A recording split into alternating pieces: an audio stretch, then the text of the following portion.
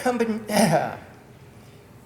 coming to you alive and well from the Beer to Whiskey Tap. Jesus.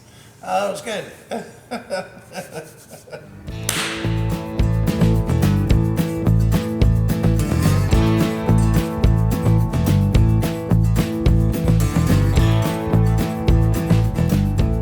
Coming to you alive and well from the Beer to Whiskey Studios high atop Barley's Tap Room on Washington Street in downtown Greenville, South Carolina.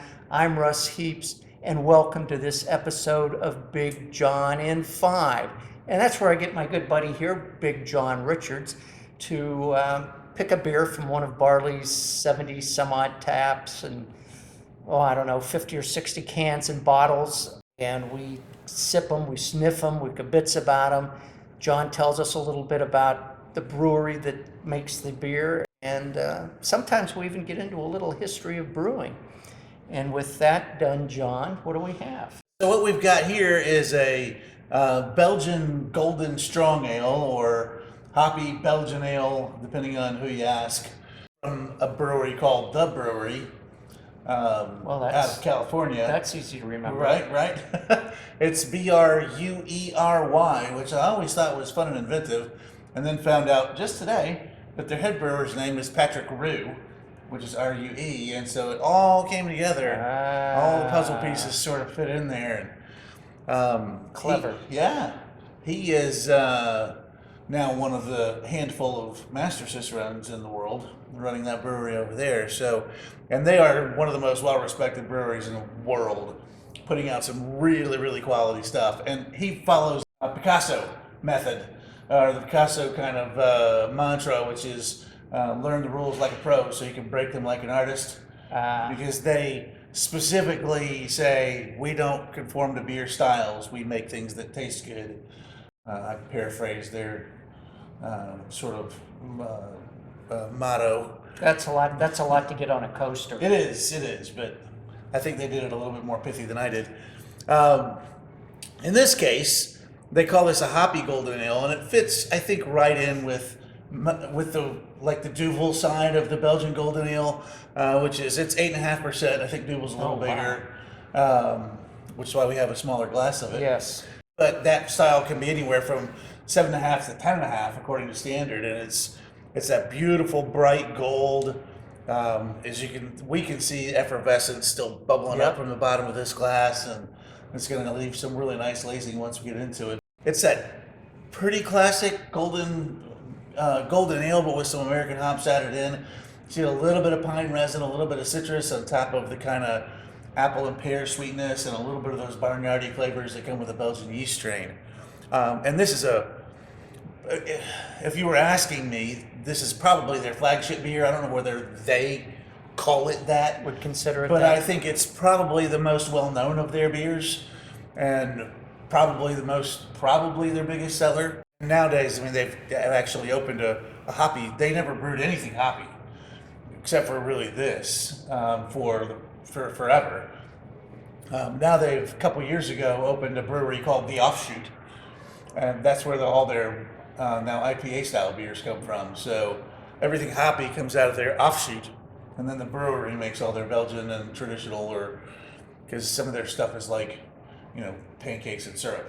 It's like the name of the beer. Yeah.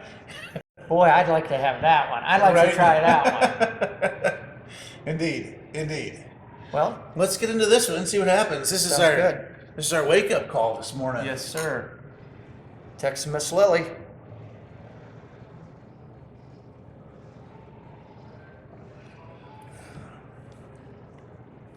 I just love that beer so much. There's that big pear front end. And then you get a little more dark, maybe even a touch of dark fruit on the finish, but it's citrusy. It's citrusy enough that it's making my mouth water. Yeah, this is really a fruity. Yeah. Not a sweet fruity thing, but it's a lot of citrus, and I'm even kind of getting the pine thing. Yeah, a little bit of that resiny. Yeah. It's just a little sticky. Yep. But it doesn't, there's really no bitterness to speak of, but there's a lot of hoppy flavor going around in there. I think I may be pulling a little stone fruit as it like a little nectarine or peach on the finish. Just the longer it sits with me. But there's a ton going on there, and it is a wonderfully refreshing beer, But especially at 8.5. it's dry on the back end of it. Yeah. It leaves your mouth a little dry. Yeah, certainly. And that's where you're getting that clean finish Right. is a product of the hoppiness Right. without adding a whole lot of, real front bitterness. Yep. Yeah, this has a well-deserved reputation as one of the best beers in the world.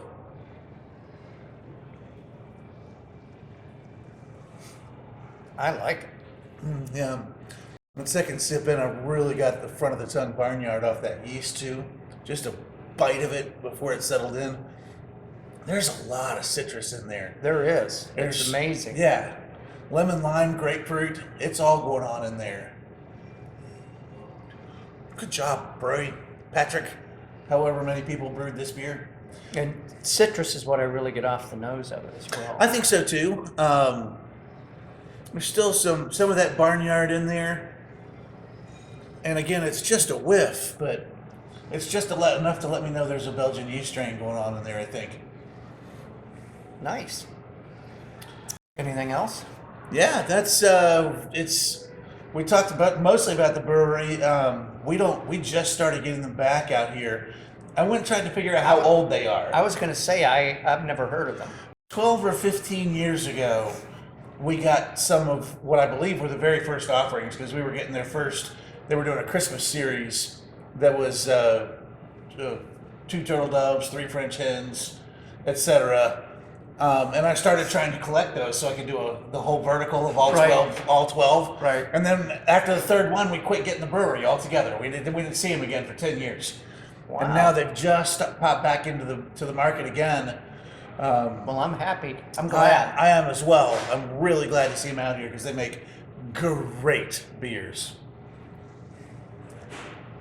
Well, I guess we can send them on their way now. I'm I done guess, rambling. I guess so. I think we've done all the damage we can Yeah, do. let's do it. Cheers. Back at you. So damn lucky.